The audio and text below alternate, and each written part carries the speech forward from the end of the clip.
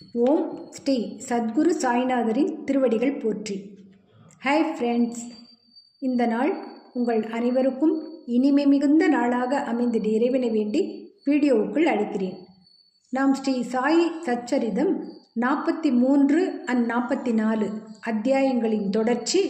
சென்ற வீடியோவில் பாபா மகாசமாதி அடைவதற்கு முன் ஏற்கனவே 1886 ஆஸ்துமாவில் இருந்து விடுதலை அடையும் பொருட்டு 72 மணி நேர சமாதி நிலை எய்தி மீண்டும் உயிர் பெற்றதையும், பாபு சாஹேப் ஜோ தான் பல வருடங்களாக பாபாவிடம் சேவை புரிந்தும் தன் மனம் அமைதி அடையவில்லை என வருத்தமுற்று எப்பொழுது அந்த அமைதி கிட்டும் என்று வினவ, பாபா தக்க நேரத்தில் உனது தீவினைகள் அழிக்கப்பட்டு உன் நன்மை தீமைகள் சாம்பலாக்கப்படும். எப்பொழுது நீ எல்லா பற்றுகளிலிருந்தும் விடுதலை பெற்று முழு மனதுடன் கடவுளுக்கு சேவை செய்து பிச்சை பாத்திரம் கையில் ஏந்துகிறாயோ அன்றே உன்னை நான் புனிதமடைந்தவனாக கருதுவேன் என்று கூறியதையும், பாபாவின் மொழிகள் அவர் வாழ்வில் நிரூபணமானதை கண்டு ஆச்சரியம் உற்றோம். இந்த அத்தியாயத்தில் காக்கா சாஹேபின் ஐயத்தை பாபா எவ்வாறு தீர்த்தார் என்பதைத்தான் தெரிந்து கொள்ளப் போகிறோம். வாங்க வீடியோவுக்குள் போகலாம். அத்தியாயம் 45. காக்கா சாஹேபின் ஐயமும் ஆனந்தராவ் கண்ட காட்சியும். மரப்பலகை பாபாவின் படுக்கையானது, பகத்தினுடையது அல்ல. முன்னுரை. முந்தைய 3 அத்தியாயங்களில் பாபாவின் மறைவை குறித்து நாம் விவரித்தோம்.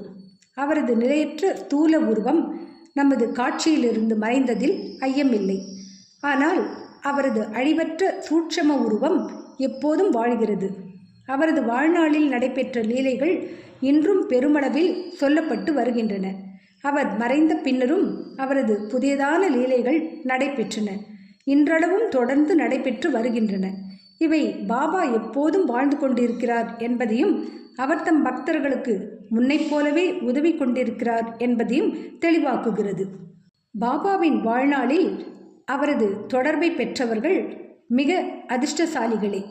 ஆனால் அவர்களின் எவராவது இவ்வுலக பற்றையும் இன்பங்களின் மேல் விருப்பத்தையும் விடாமல் கடவுள் மேல் உள்ளத்தை திருப்பவில்லை என்றால் அது அவர்களது துரதிர்ஷ்டமே ஆகும்.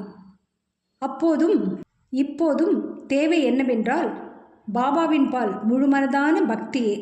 நமது புலன்கள், உறுப்புகள், மனம் யாவும் பாபாவை வழிபடுவதில் ஒருங்கிணைந்து அவருக்கு சேவை புரிய வேண்டும். வழிபாட்டில் சில உறுப்புகளை மட்டும் ஈடுபடுத்தி மற்றவற்றை வேறு பக்கம் செலுத்துவது பயனற்றது. வழிபாடு, தியானம் போன்றவை மனப்பூர்வமாகவும் ஆத்மார்த்தமாகவும் செய்யப்பட வேண்டும். கற்புரு மாதர் தம் கணவரிடம் கொண்டிருக்கும் அன்பு சீடன் குருவிடம் கொண்டிருக்கும் அன்புடன் சில சமயம் ஒப்பிடப்படுகிறது. எனினும் முன்னது குரு பக்தியை விட மிக தாழ்வான படியால் இரண்டையும் ஒப்பிட இயலாது. தந்தையோ தாயோ சகோதரனோ அல்லது வேறு எந்த உறவினரோ நம் வாழ்க்கையின் லட்சியத்தை அடைய ஆத்ம உணர்வு பெற உதவிக்கு வரமாட்டார்கள். நாமே திட்டமிட்டு கொண்டு ஆன்ம உணர்வு பெறும் பாதையில் வழிநடக்க வேண்டும். உண்மைக்கும் மாயைக்கும் இடையில் பேதம் கண்டு இகவர இன்பங்களையும் பொருட்களையும் துறந்து புலன்களையும் மனதையும் அடக்கி முக்தியை அடைவதில் மட்டுமே விருப்பம் உள்ளவர்களாக இருக்க வேண்டும். மற்றவர்களை சார்ந்திருப்பதற்கு பதிலாக நம்மிடமே நமக்கு பூரண நம்பிக்கை வேண்டும். பேதங்கள் உணர பயிற்சி செய்ய தொடங்கும் போது உலகம் ஒரு மாயை என்றும் நிலையற்றது என்றும் அறிந்து கொள்வதால் உலக ஆசைகள் மீதான பற்று குறைந்து முடிவில் பற்றற்ற நிலையை பெறுகிறோம். பிரம்மம் என்பது நமது குருவை தவிர வேறல்ல என்றும் அவரே முழு நிச்சய நிலையில் நாம் காணும் அண்ட சராசரங்களிலும் வியாபித்து ஆட்கொண்டிருப்பதையும் உணர்ந்து அவரை எல்லா உயிர்களிடத்திலும் கண்டு வணங்கத் தொடங்குகிறோம். இதுவே கூட்டு பிரார்த்தனை, பஜனை அல்லது வழிபாடாகும். இவ்விதம் குருவாகிய பிரம்மத்தை மனமுருகி வழிபடும் போது நாம் அவர்களுடன் ஒன்றி ஆன்ம உணர்வை பெறுகிறோம். சுருக்கமாக, குருவின் நாமத்தை எப்போதும் ஸ்மரணம் செய்து கொண்டு இருப்பதும் அவரை தியானிப்பதும் எல்லா ஜீவராசிகளிலும் அவரை காணச் செய்து நம்மீது அழியாத பேரின்பத்தை சொரிகிறது. பின்வரும் கதை இதனை விளக்குகிறது. காக்கா சாஹேபின் ஐயமும் ஆனந்தராவ் கண்ட காட்சியும். ஏக்நாத்தின் நூல்களான ஸ்ரீமத் பாகவதம், பாவார்த்த ராமாயணம் இரண்டையும் காக்கா சாஹேப் தீக்ஷித்தை தினந்தோறும் வாசிக்கச் சொல்லி சாய்பாபா உத்தரவிட்டார் என்பது நன்றாக தெரிந்த விஷயம். காக்கா சாஹேப் தீக்ஷித் பாபா உயிருடன் இருக்கும்போதும் அவர் மறைந்த பின்பும் இதனை பின்பற்றினார். பம்பாய் சௌபாத்தியில் உள்ள காக்கா மகாஜனியின் வீட்டில் ஒரு நாள் காலை காக்கா சாஹேப் தீக்ஷித் ஏக்நாத்தின் பாகவதத்தை வாசித்து கொண்டிருந்தார்.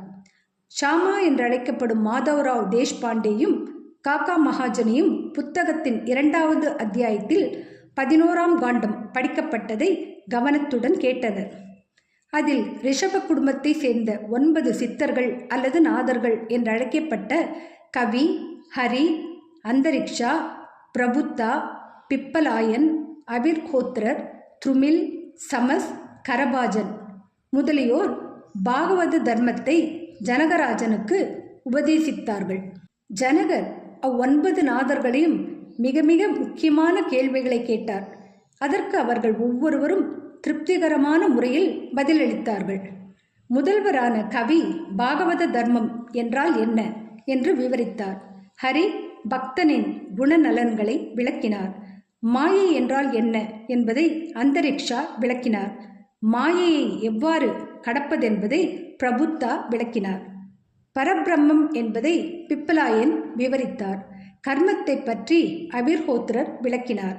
துருமில் கடவுள் அவதாரங்களையும் அவர் செயல்களையும் விளக்கினார். மரணத்துக்கு பின் பக்தன் இல்லாதவன் எங்கனம் கூலி கொடுக்கப்படுகிறான் என்பதை சமஸ் கூறினார். வெவ்வேறு யுகங்களில் வெவ்வேறு விதமான கடவுள் வழிபாட்டை பற்றி கரபாஜன் விளக்கினார்.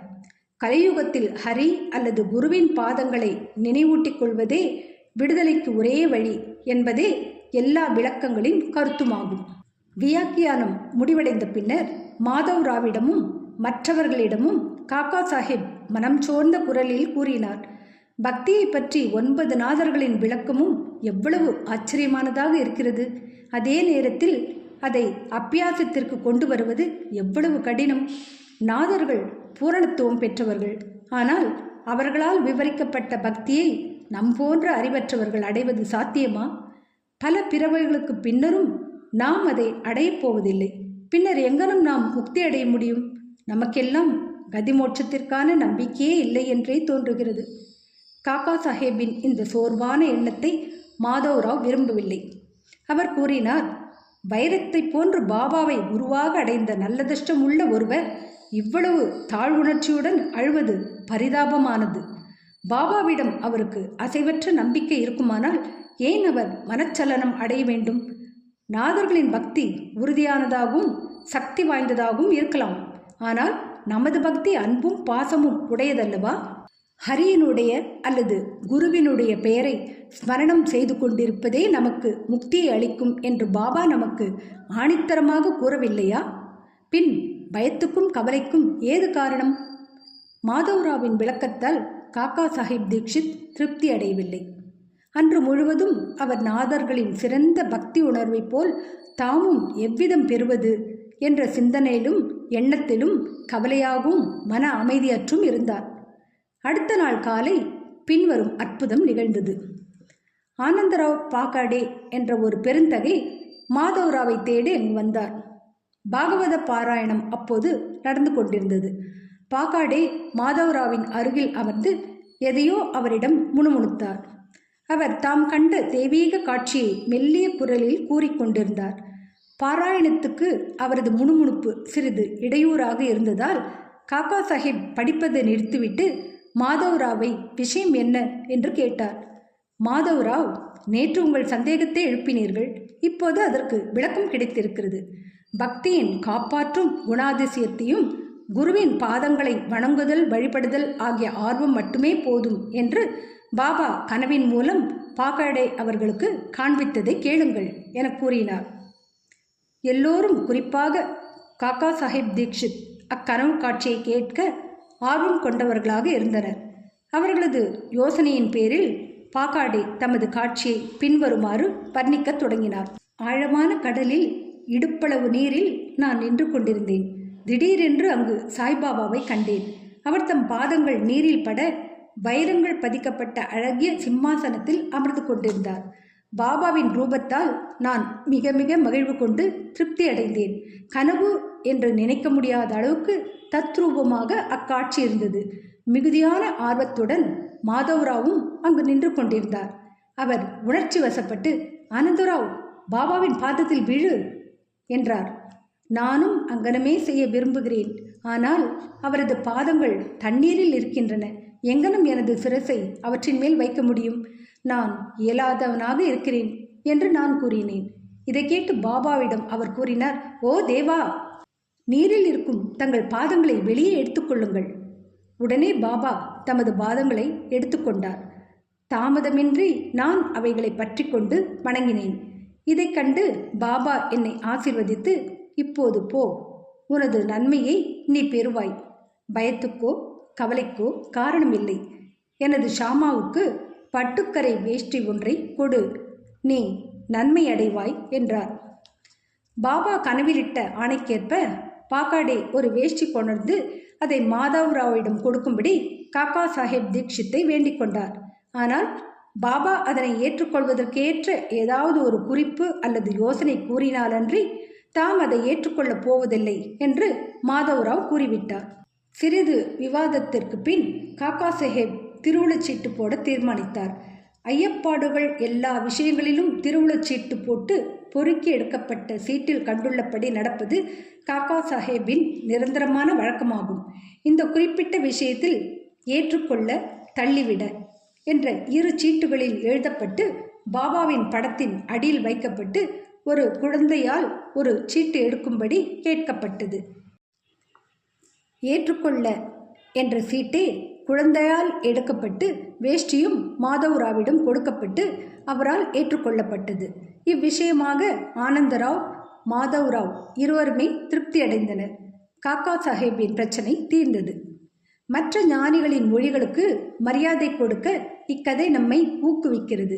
அதே சமயம் நமது அன்னையிடம், அதாவது குருவிடம் முழு நம்பிக்கை கொண்டு அவரது அறிவுரைகளின்படி நடக்கவும் கூறுகிறது. ஏனெனில் அவர் வேறு எவரையும் விட சிறப்பாக நமது நலத்தை அறிகிறார். பின்வரும் பாபாவின் மொழிகளை உங்கள் உள்ளத்தில் ஆழ பதித்து கொள்ளுங்கள். இவ்வுலகில் எண்ணற்ற ஞானிகள் இருக்கிறார்கள். ஆனால் நமது தந்தையே, குருவே உண்மையான தந்தை, நிஜமான குரு ஆவார். மற்றவர்கள் பல நல்ல விஷயங்களை கூறலாம், ஆனால் நமது குருவின் மொழியை மறக்கவே கூடாது. சுருக்கமாக, உங்கள் குருவை முழு மனதுடன் நேசியுங்கள். அவரிடமே பரிபூர்ண சரணாகதி அடையுங்கள். பயபக்தியுடன் அவர் முன் சாஷ்டாங்கமாக வணங்குங்கள். பின்னர் ஆதவனுக்கு முன் இருள் இல்லாதிருப்பதைப் போல் உங்கள் முன் நீங்கள் கடக்க வேண்டிய உலக வாழ்வினும் கடல் இல்லாததை காண்பீர்கள். மரப்பலகை பாபாவின் படுக்கையானது, பகத்தினுடையது அல்ல. தமது ஆரம்ப நாட்களில் 4 முழ நீளமும் 1 முழ அகலமும் உள்ள ஒரு மரப்பலகையின் 4 மூலைகளிலும் சிட்டி அகல் விளக்குகள் எரிந்து கொண்டிருக்க பாபா உறங்கினார். பின்னர் அவர் அப்பலகையை துண்டு துண்டாக உடைத்து தூக்கி எறிந்து விட்டார். அத்தியாயம் 10 பார்க்க. ஒருமுறை இப்பலகையின் பெருமையையும் முக்கியத்துவத்தையும் காக்கா சாஹிப் தீக்ஷித்திடம் பாபா விவரித்தார். இதை கேட்டுக்கொண்டிருந்த அவர் பாபாவிடம், நீங்கள் இன்னும் மரப்பலகையை விரும்பினால் சௌகரியமாக தூங்குவதற்கு மசூதியில் மீண்டும் ஒன்றை தொங்கவிடுகிறேன் என்றார். பாபா, மஹல்சாபதியை கீழே விட்டுவிட்டு நான் மேலே துயில விரும்பவில்லை. காக்கா, மஹல்சாபதிக்கு நான் மற்றொரு பலகையும் ஏற்பாடு செய்கிறேன். பாபா, அவன் எங்கனும் பலகையில் தூங்க முடியும்? பலகையின் மீது தூங்குவது எளிதல்ல. தன்னிடத்து பல நல்ல குணங்கள், பண்புகள் உள்ள ஒருவனே அங்கனும் செய்ய இயலும். தனது கண்கள் அகல விழித்திருக்கும் நிலையில் தூங்கக்கூடியவனே அதில் தூங்க முடியும். நான் தூங்கப் புகும் முன் மஹல்சாபதியை என் அருகில் அமரச் சொல்லி எனது நெஞ்சின் மீது கை வைத்து நாமஸ்மரணம் கேட்கிறதா என கவனிக்கும்படியும், தூங்கிவிட்டால் எழுப்பும்படியும் அவனை கேட்கிறேன். இதை கூட அவனால் செய்ய இயலுவதில்லை. தூக்க மயக்கத்தில் தலையை ஆட்ட ஆரம்பிக்கிறான். எனது நெஞ்சில் அவனது கை ஒரு கல்லை போல் கனப்பதை உணர்ந்து நான் ஓ பகத் என்று கூவும்போது அவன் அசைந்து கண் விழிக்கிறான். தரையின் மீதே சரியாக அமர முடியாமலும் தூங்க முடியாமலும் தடுமாறுபவனும் தனது ஆசனம் தோற்ற அமைவு நிலையுறுதியாக இல்லாதவனும் தூக்கத்திற்கு அடிமையானவனுமான அவன் உயரத்திலுள்ள பலகையில் எவ்விதம் தூங்க இயலும்? மற்ற அநேக முறைகளில் அடியார்கள் மேல் கொண்ட அன்பினால் எது நம்முடையதோ, நன்மையோ தீமையோ, அது நம்மிடம் இருக்கிறது. எது மற்றவனுடையதோ அது அவனிடம் இருக்கிறது என்று பாபா கூறினார். ஸ்ரீ சாயியை பணிக. அனைவருக்கும் சாந்தி நிலவட்டும். அடுத்த அத்தியாயத்தில் பாபாவின் கயா பயணம், 2 ஆடுகளின் கதை இவற்றை தெரிந்து கொள்ளப் போகிறோம். என்ன ஃப்ரெண்ட்ஸ், இந்த வீடியோ பிடிச்சிருந்தால் லைக் பண்ணுங்கள், ஷேர் பண்ணுங்கள், சேனலை சப்ஸ்கிரைப் பண்ணுங்கள். எனக்கு இதுவரை சப்ஸ்கிரைப் பண்ணியுள்ள அனைவருக்கும் என்னுடைய மனமார்ந்த நன்றிகள். மீண்டும் அடுத்த வீடியோவில் சந்திக்கும் வரை உங்கள் அனைவருக்கும் நன்றி கூறி விடைபெறுகிறேன். வணக்கம்.